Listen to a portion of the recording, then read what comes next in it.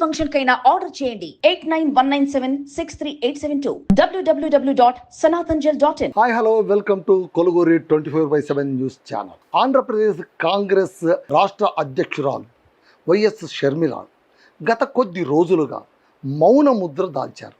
అది ఇప్పుడు పెద్ద వార్తగా మారిపోయింది. ఎందుకు షర్మిల గారు మాట్లాడకుండా మౌనంగా ఉండిపోతున్నారు? సైలెంట్ జోన్లోకి ఎందుకు వెళ్ళిపోయారు? షర్మిల గారు ఇప్పుడు సైలెంట్ మోడ్లోకి ఎందుకు వెళ్ళవలసి వచ్చింది? అసలు తెర వెనుక ఏం జరుగుతోంది? ఆమె అసంతృప్తితో ఉన్నారా, లేదా అసమ్మతితో ఉన్నారా, లేదా చేయడానికి పొలిటికల్ ప్రక్రియ ఏమీ లేదని అనుకున్నారా, లేదా ఆంధ్రప్రదేశ్లో కాంగ్రెస్ ఎంత మనం పంపు కొట్టినా కూడా లేచే పరిస్థితి లేదు అన్న నగ్న సత్యం ఆవిడకు బోధపడిందా? ఇన్ని అనుమానాలు కూడా ఇప్పుడు సోషల్ మీడియాలోన చక్కర్లు కొడుతూ ఉన్నాయన్నమాట.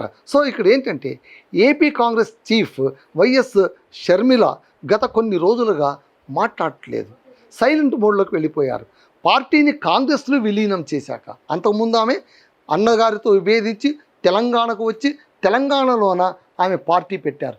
పార్టీ పెట్టి కొద్ది రోజుల పాటు నడిపించారు. అయితే కష్ట నష్టాలు ఇవన్నీ చూసిన తర్వాత సరే ఇంకా ఎప్పటికైనా సరే వాళ్ళ నాన్నగారు ఆ పార్టీలోనే చాలా ఏళ్ళుగా సేవలు చేశారు, 2 సార్లు ముఖ్యమంత్రి అయ్యారు, ఆ తర్వాత అన్ని పదవులు ఆయన అక్కడే అనుభవించారు. కాబట్టి మళ్ళీ నాన్నగారు పార్టీలోనే తాను వెళ్ళిపోవాలని అనుకున్నారు. ఈలోగా సోనియా గాంధీ, రాహుల్ గాంధీ ఆమెను పిలిచారు, మాట్లాడారు. ఎప్పుడు? గత ఎన్నికల సమయంలోన మాట్లాడారు. ఆమె పార్టీని విలీనం చేశారు. విలీనం చేశాక ఏమనుకున్నారంటే తెలంగాణలోనే ఆమెకి ఏదో ఒకటి, ఎందుకంటే తెలంగాణలో పార్టీ పెట్టారు కాబట్టి తెలంగాణలో ఏదో ఒకటి చేస్తారేమో అనుకుంటే కనుక ఇక్కడ ఉన్నటువంటి కాంగ్రెస్ నేతలు, అప్పటికి ఉన్నటువంటి నేతలు, మనమే ఇక్కడ పవర్ సెంట్రిక్లుగా 4-5 ఉన్నాము, ఇంకొక పవర్ సెంట్రిక్ మనకు అవసరమా అని భావించి చాలా తెలివితేటలతో మళ్ళీ ఏం బ్రీఫింగ్ ఇచ్చారో తెలియదు అధిష్టానానికి, ఆమెను నేరుగా పుట్టింటికి పంపించేశారు. అంటే ఆంధ్రప్రదేశ్కు పంపించేశారు. అమ్మ ఆంధ్రప్రదేశ్లోన కాంగ్రెస్ మీలాంటి వాళ్ళ కోసం ఎదురు చూస్తుంది, అది కాస్త దెబ్బతిని ఉంది.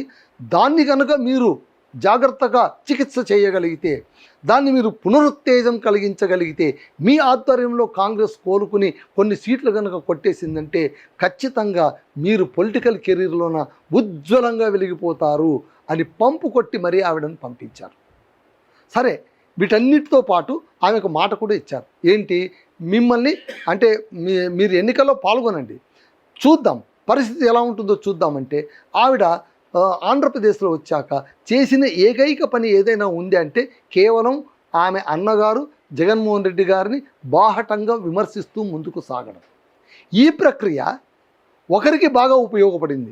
అసలు కాంగ్రెస్ ఏమనుకునిందంటే జగన్మోహన్ రెడ్డి గారిని విమర్శిస్తూ ఈవిడ ఒక శక్తిగా ఎదిగితే తద్వారా పార్టీ కొంచెం చేతనత్వం వస్తుందేమో, ఒక 5-6 సీట్లు ఏమన్నా వస్తాయేమో, అసెంబ్లీలో కాలు పెడితే చాలు, పార్లమెంట్లో కాలు పెడితే చాలు, తర్వాత కథ చూసుకోవచ్చు అని పెద్ద స్కెచ్ చేసినటువంటి కాంగ్రెస్కు కోలుకోలేనటువంటి దెబ్బ తగిలింది.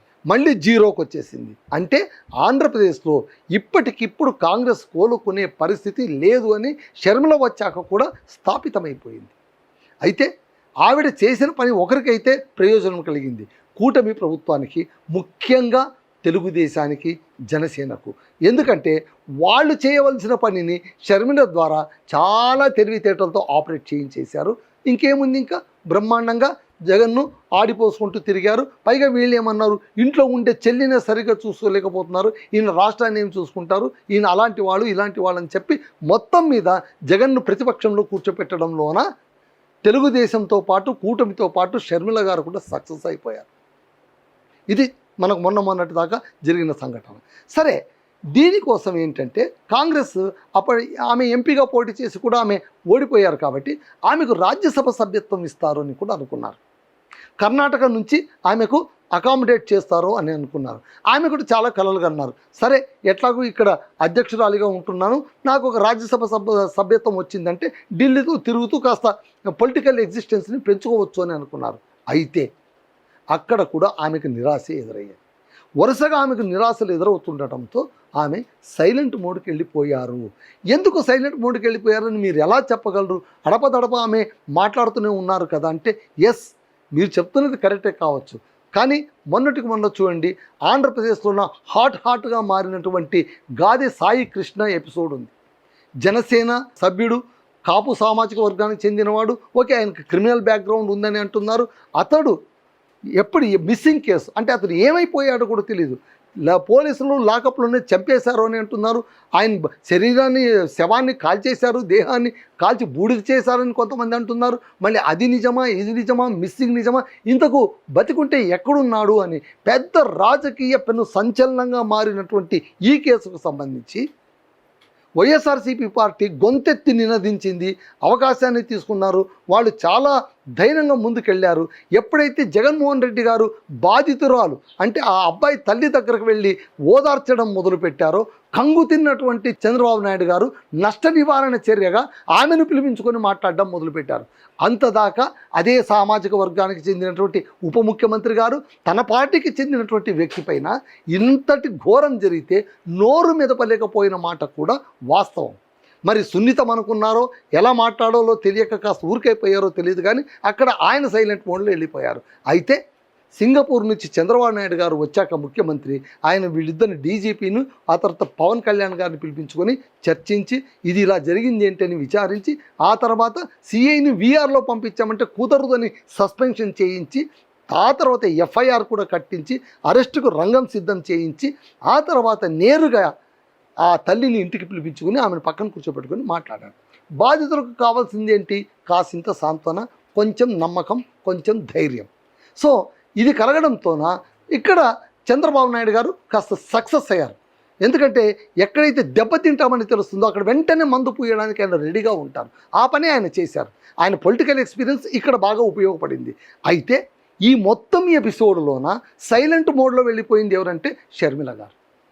కనీస స్పందన కరువైపోయింది అని అభిమానులు అనుకుంటున్నారు, కాంగ్రెస్ వాళ్ళు అనుకుంటున్నారు, మిగిలిన వాళ్ళు కూడా అంటున్నారు. ఆమె మాట్లాడాలి కదా. అంటే ప్రతిపక్షాలకు ఇలాంటి అవకాశాలు దొరికినప్పుడు దున్ని పడేస్తుంటారు. ఇప్పుడు చూడండి, జగన్మోహన్ రెడ్డి గారు వెళ్ళారు, ఆ తల్లితో మాట్లాడారు, నేనున్నాను మీకు, నేను మీకు అండగా ఉంటానని చెప్పారు. ఎస్, అది కదా కావాల్సింది. మళ్ళీ షర్మిల గారు ఈ పని ఎందుకు చేయలేకపోయారు అంటే ఆమెలో అసంతృప్తి గూడు కట్టుకొని ఉందా? రాజ్యసభ సభ్యత్వం ఎప్పుడైతే కాంగ్రెస్ ఇవ్వలేదో, ఎప్పుడైతే ఆంధ్రప్రదేశ్లో కాంగ్రెస్ పరిస్థితి నానాటికి తీసికట్టు నాగంబొట్లుగా మారిందో, ఇక ఆ పార్టీని మనం ఎంతగా పంపు కొట్టినా కూడా పంచరైన టైరుకు గాలి నింపలేమని ఆమెకు అర్థమైందో ఏమో తెలియదు, కానీ ప్రస్తుతం మాత్రం ఆమె సైలెంట్ మోడ్లో వెళ్ళిపోయారు. అదండి విషయం. That's all. Hi friends, thank you for watching this video. ఈ వీడియో కనుక మీకు నచ్చినట్లయితే దయచేసి లైక్ చేయండి, షేర్ చేయండి. ముఖ్యంగా మా ఛానల్ 24/7 న్యూస్ టీవీని సబ్స్క్రైబ్ చేసుకోండి. ఆ తర్వాత మీ విలువైన అభిప్రాయాల్ని, మార్పులు, చేర్పులు, కావాల్సిన వీడియో ఏమన్నా ఉంటే మన వీడియో కింద కామెంట్ సెక్షన్లో కామెంట్ రూపంలో తెలియజేయండి. నమస్కారం, సాయిదంచిక మాట్లాడుతున్నాను. ప్లీజ్ సబ్స్క్రైబ్, షేర్, లైక్ చేయండి 24/7 టీవీ ఛానల్. హాయ్ నమస్తే, నేను మీ Sonia Akula. Please subscribe to 24/7 news TV. Hi అండి, అందరికీ నమస్తే. నేను Mankota Prasad. Please do subscribe 24/7 news TV. Political, entertainment and infotainment updates కోసం like, share, subscribe 24/7 news TV.